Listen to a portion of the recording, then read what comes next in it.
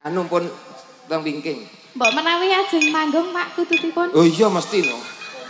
Oh kok. Ya Allah Pak Lurah lungguhe iki ora begagah ngono ki lho kok terus barang dicedhaki sinden kok malah lungguh mekakah ngoten niku. Oh iya, Pak Lurah iki janjak piye? Kok ndak kutute mabur.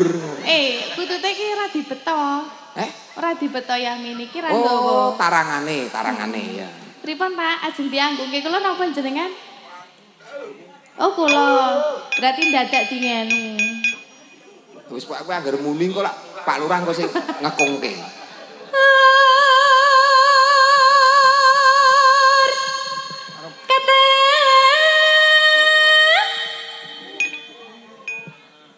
Kung. Iki lho, mik kuwi lho mik dienggo Pak Lurah. Iki kur ketekung sik terus kene kung ngono lho, Duk. Oh.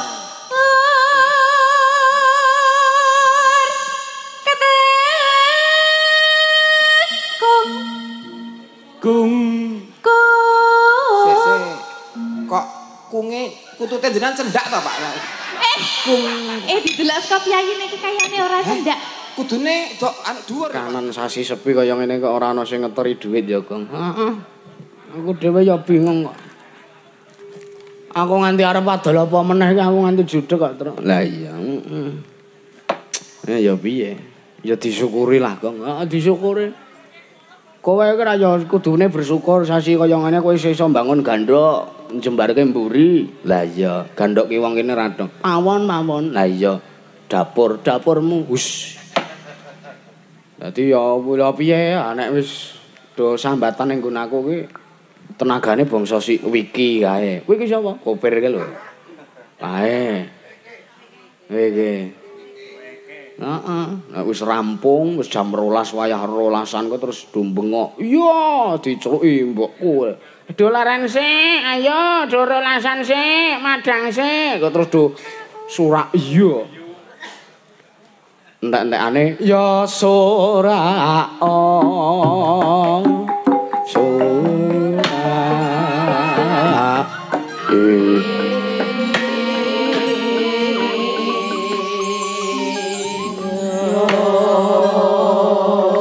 jambangane ngapa ya, Truk? Tetembangan. Lah iya, tur kakangmu Gareng ya isih nunggoni. Heeh.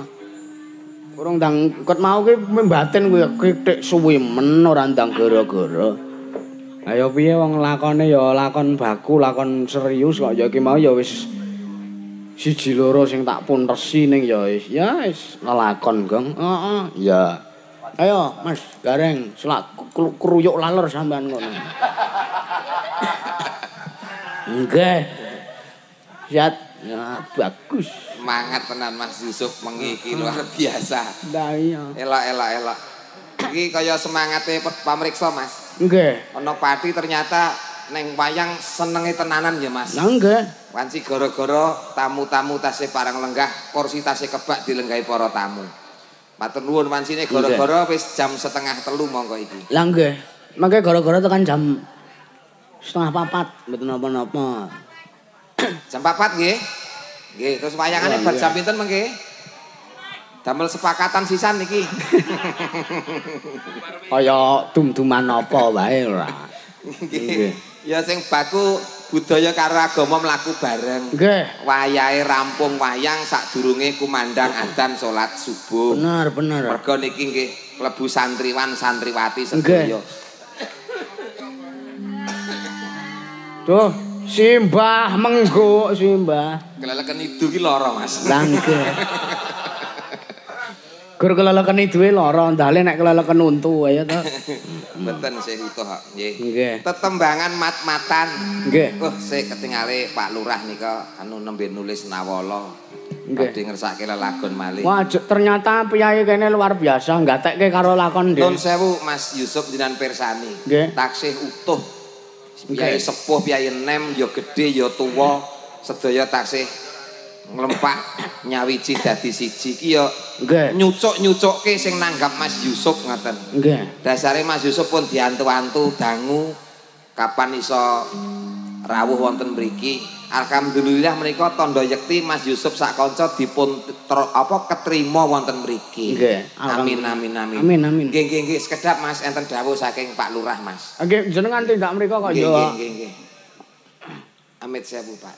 Oh nggih. Ah, nggih. Saking Pak Lurah mbok menawi niki. Inggih. Kagem Mas Petruk, oh jenengan Mas. Nggih.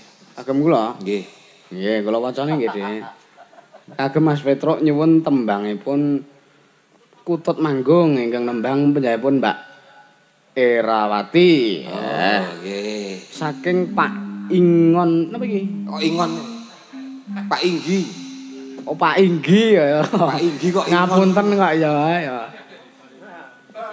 Pak Inggi dalah perangkat Mukti Harjo sembah nuwun. Luar biasa. Leres Kutut Manggung nggih, Pak. Mbak Erawati. Nggih. Kanthi lenggan apa tindak mriku? Mandhap malih. Oh, nggih ngestaken dawuh. Apa-apa manut sing nanggap to. Nggih. Nggih, manut sing nanggap. Iki 100 nyokekno Mbak Eranya. Mbak sinten? Mbak Era. Oh, nggih. Ning koyoke mau wis nampa akeh banget dadi ya wis aku. Oh, nggih pun. Soale wong ya butuh nggo bangun pawon ya Mas ya. Aku nek omong butuh ya butuh tenan aku. Mbak Era. Mangga cayu, mangga nyaket kalian Pak Lurah utawi Pak Inggi.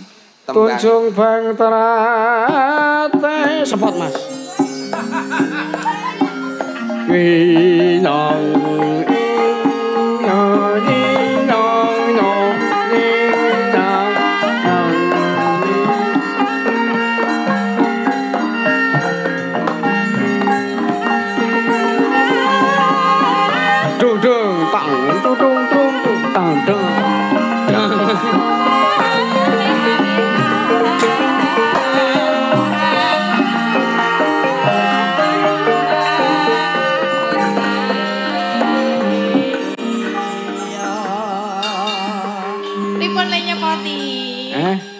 Kok digawe kagol?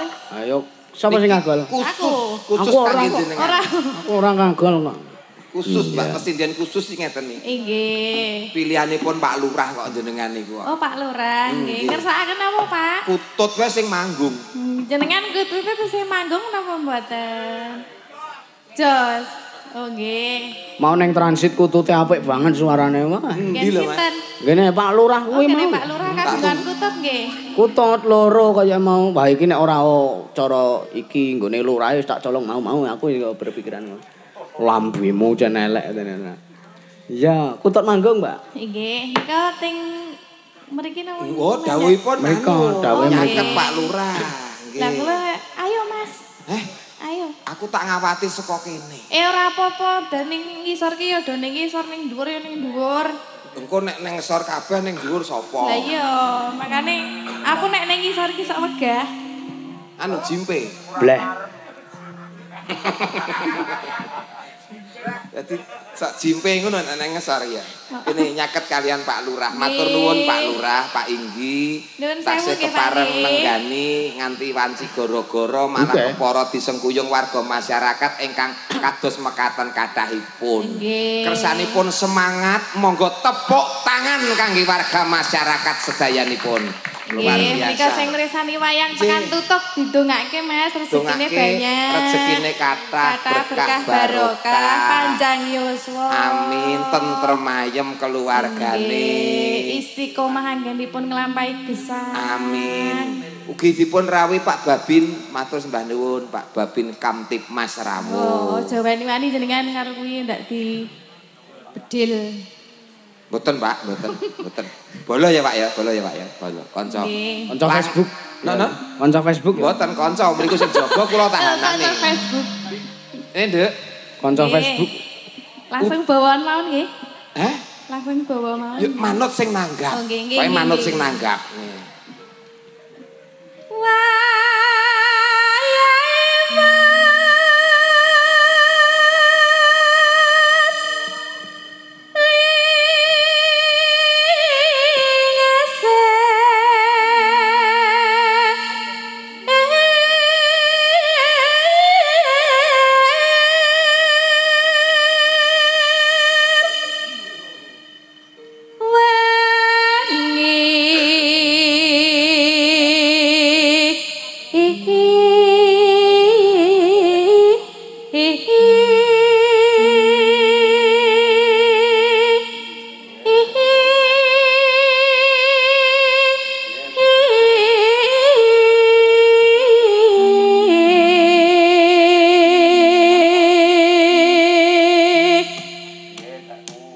pundi Pak Lurah?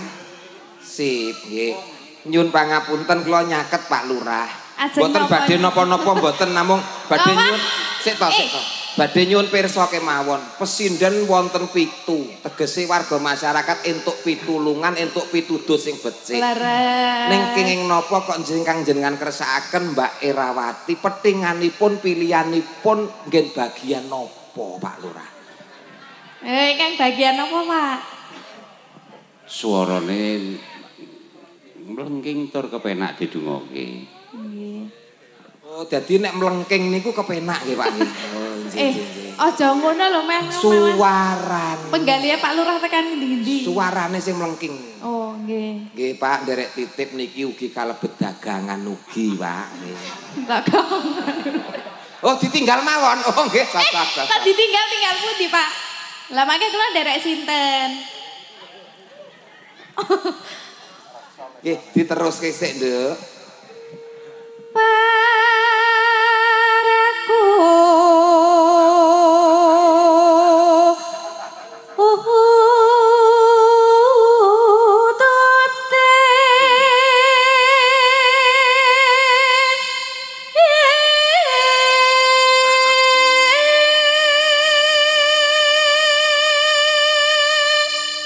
Kirang melengking mboten, Pak? Oh, nggih. pun tekan. Haresa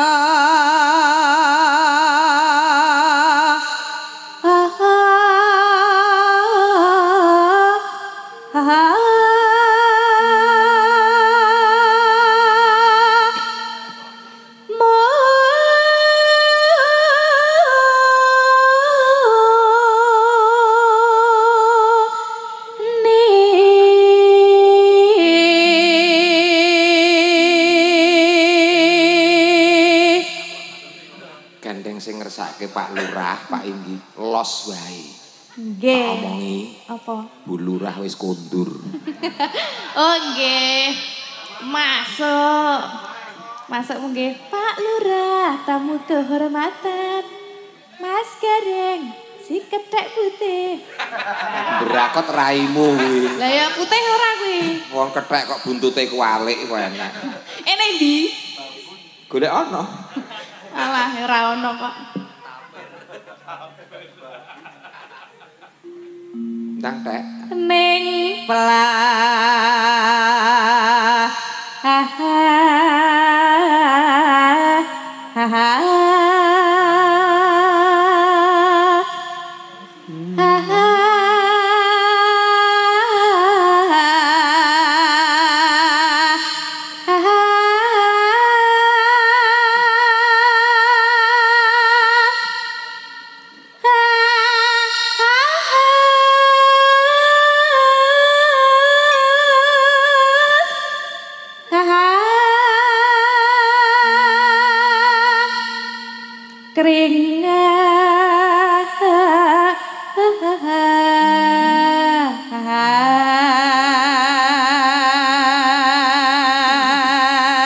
Sekecan sih Pak Lurah.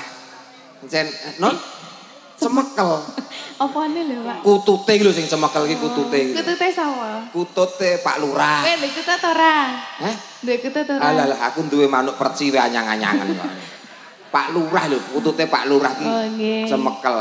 Pancen kutut manggung niku medaliah keten penak kok, Pak. Iya ya, Mas.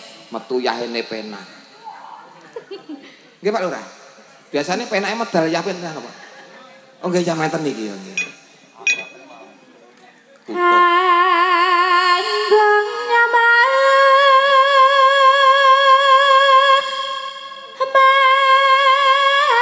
mana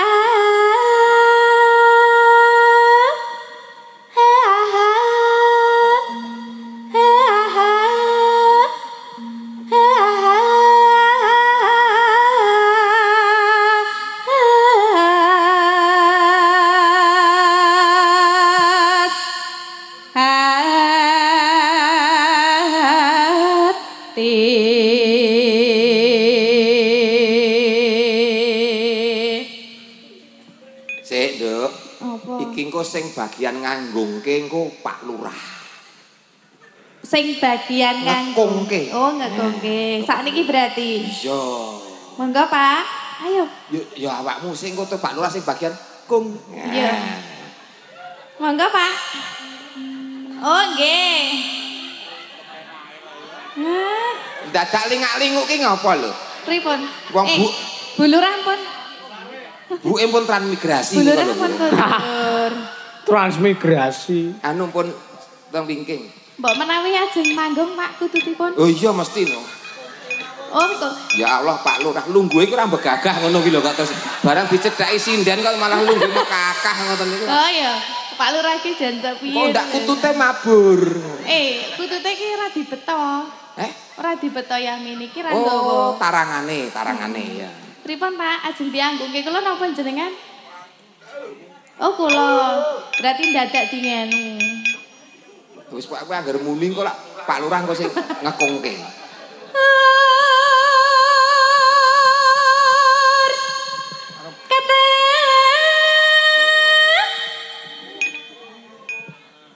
Kung. Iki lho, mik kuwi lho mik digo Pak Lurah. Iki kur ketekung sik terus kene kung ngono lho, Duk. Oh.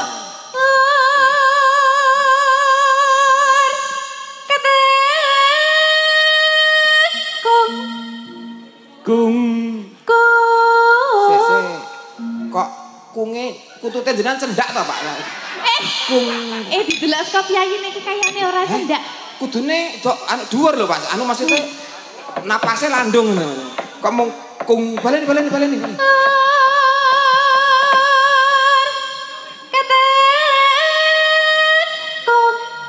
Ape dawa-dawa isin karo wargane, Pak. Pak Lurah dene dawa. Nggih. Saking kedawan nek mlaku ketekuk-tekuk ngantek. Apa ne? Kutut.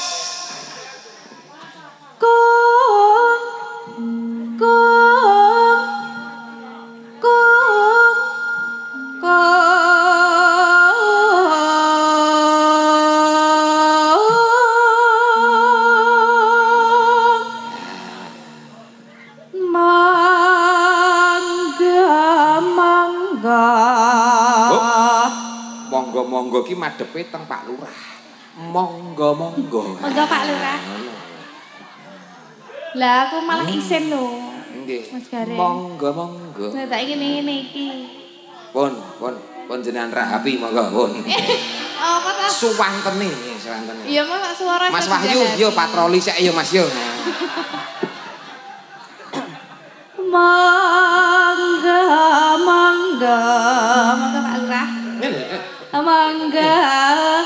Nek tawa sing apik. Mangga.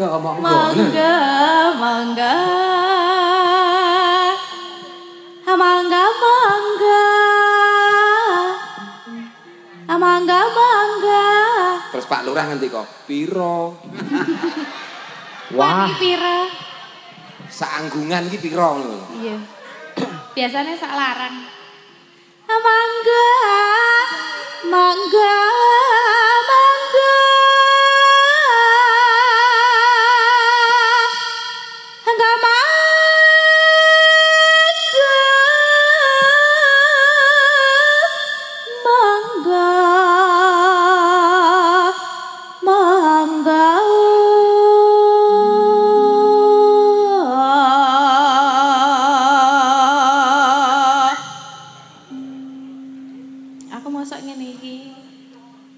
Manut sing nanggap. Kula kenting mriki, Pak. Oh, nggih. Nah, berarti kan karo jagongan iki Mas ngopi. Lho, Bu, napa kok gumujeng, Bu? Ibu-ibu ngelekke Pak Lurah kalih istighfar aja lali Ibu ngono. Ora apa-apa. Ya ora apa-apa nyat pancen godane iki harta tahta wanita. Apa-apa. Pinten Mas Ayu? Lho lah iya. Kok sepiro ki tekok Pak Lurah sepinten? Ojo to Pak Lurah iki. Pas. Midhangete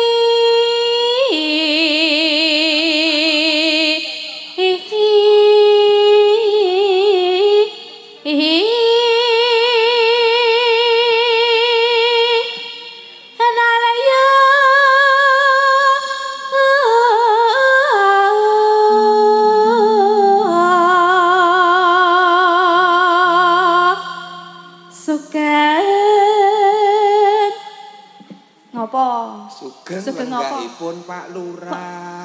Iya ya. Ngelingke lak ya itu. Ya aku ya wis nganu ya. Pokoke piye carane Pak Lurah ora ucul. Lah dadak disoting barang iki kok mare konangan iki kok.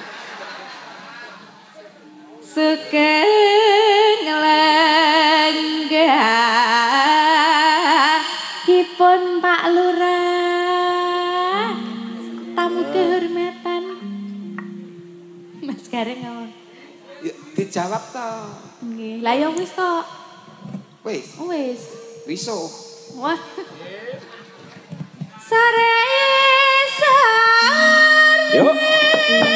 Ya layan mas ketut manggung jaluk ngombe.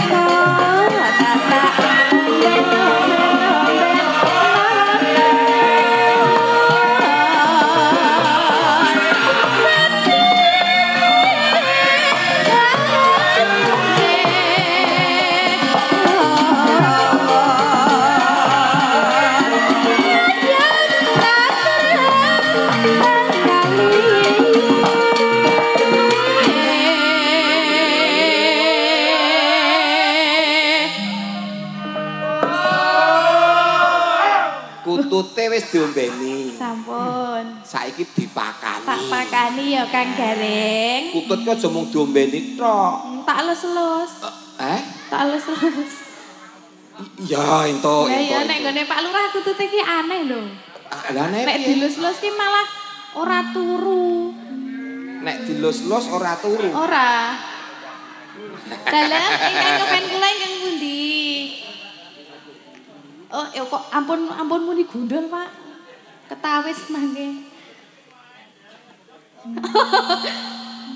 Dipakani. Nggih. Pakan.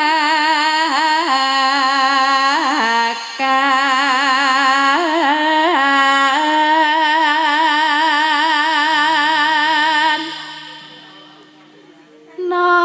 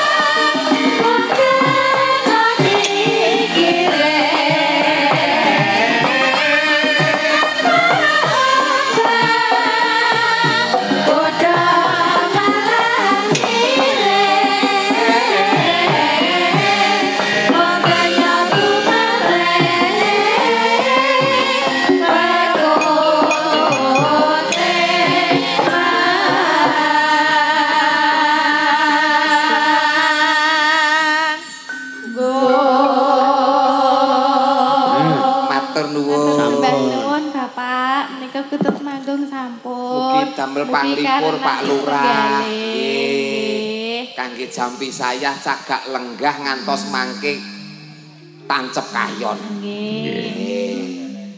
Maknyes ngeten Pak nggih. Enten cita-cita nanggap mlih ta Pak niki? Alhamdulillah, alhamdulillah. Benjang taun ngajeng wayangan iki malih nggih Pak nggih. Nggih, napa kula DP riyen sakniki? Kurasa di DP kuwi iki ditinggal kene. Aku malah arep ditinggal kene lho ora oleh bali. Ya tinggal ning lapangan kene maksudnya. Ya menika sampun Bapak. Sampun nggih, sampun. Sampun Mas Yusuf. Amin. Putut manggung dawuh saking Pak Inggi utawi Pak Lurah ingkang ngersakaken. Nggih Mas Gareng. Sampun Pak. Iya kena pinarak munggah meneh. Munggah. Iki kok Pak Lurah kok ya ora meni gondeli barang lho. Jalukmu piye ta? Lah ora piye. Gondeli ya arep ngopo?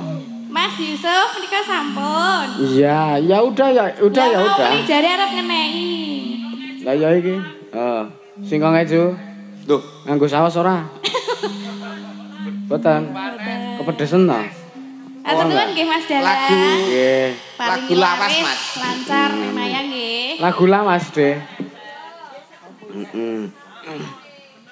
Benep. Benep apa? Ayo, Mbak. Singkong keju kuwi, Gong. Heeh. Estu niki? Estu, aku iso. Biasanipun ngangge niki garap gamelan Mas niki. Iso. Iso nek gak do lali. Nggih. Nek gak do lali ya wis tetep kudu mudhun kene pesindene mudhun. Soale ora mudhun kok geblak ngantuk niku Dan. Ayo Mbak Niken. Sinten? Mbak Niken. Niken karo anu. Niken Via Yanti Yoga. Rene kabeh. Ah. Nih singkong keju. Singkong keju nggih Pak Lurah, nggih Bapak Ibu, niki lagu lawas. Ini kene. Tung gendang entolet. Iya, Kang. Gentenan. Ya kene. Gentenan. Ki ngapa do ngadeg kabeh ki? Meng Viaro Niken kok. Ngono. Liyane iki arep nyang kuyung kok, Mas. Arep nyang kuyung kok ya ora etuk. Iya. Ini. Terus pundi? Oh, eleng-eleng Banyumasan. Oh, jin. Ah, karepku pamundutane pirang-pirang kok nek maju kabeh rak ya jog. Lah iya kok nek maju kabeh sing kiper sapa ya, Mas? Ini. Ya, mikir niki. Lagune Singkong dan Keju. Terus mengke eling-eling Banyumasan. Terus beda personil ta eling-elinge? Beda. Ya. Iki sing khusus Singkong dan Keju sih. Nggih, eling-elinge Mbak Yanti nggih. Mbah kae ijek eling ora ra ngerti nek. Ketoke cawe wis ra eling kok. Ayo Ti, engko Ti ya. Ketok dulu tak kedeng, ketok tok. Nyanyi nyo. Aku eling-eling kok ya, Kang. Singkong keju request dari Mas apa? Mas Febri, oke. Mas Febri. Mas Fadli, Kok Fadli to? Febri. Ayo Fadli ki kancane Febri. Genep to, Mas? Genep to? Oh ya. Oke, yuk.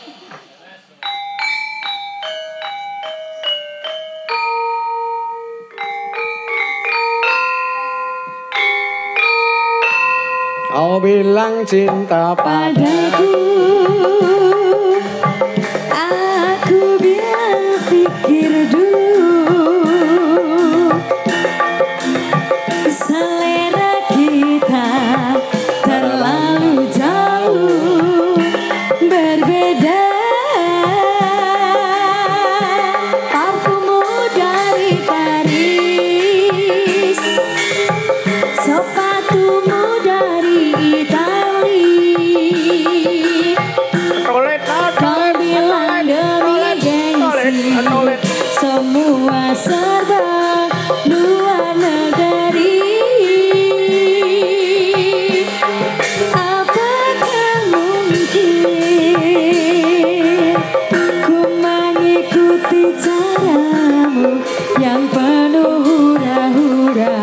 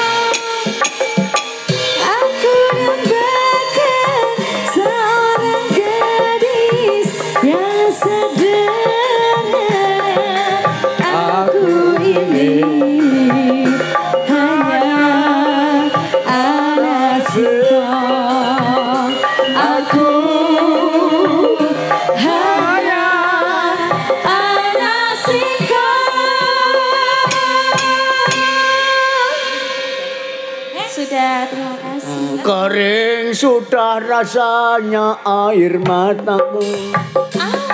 Terlalu banyak sudah yang tak lupa. Menangis meratapi buruk nasibku. Nasib buruk seorang tunawisma.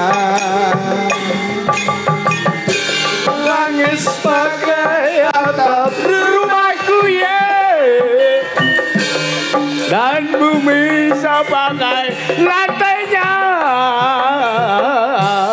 Hidupku menyusuri jalan sisa orang yang aku makan.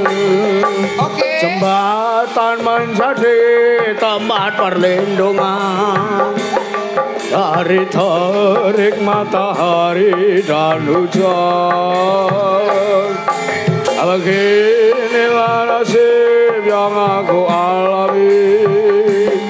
Anda sampai kapan hidup begini? Langit sebagai atap rumahku ya. Bumi sebagai lantainya.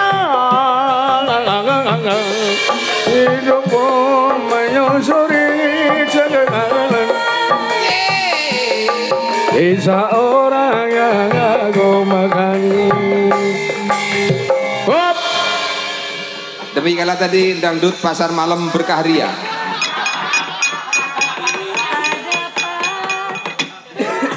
Iya. Wes kedo bali tembange akeh kok iki pamundutane. Iya. Lah sing ngakon langit atap rumahku ye sapa? Aku yang mbok menawa nyambung kok. Iki kembali.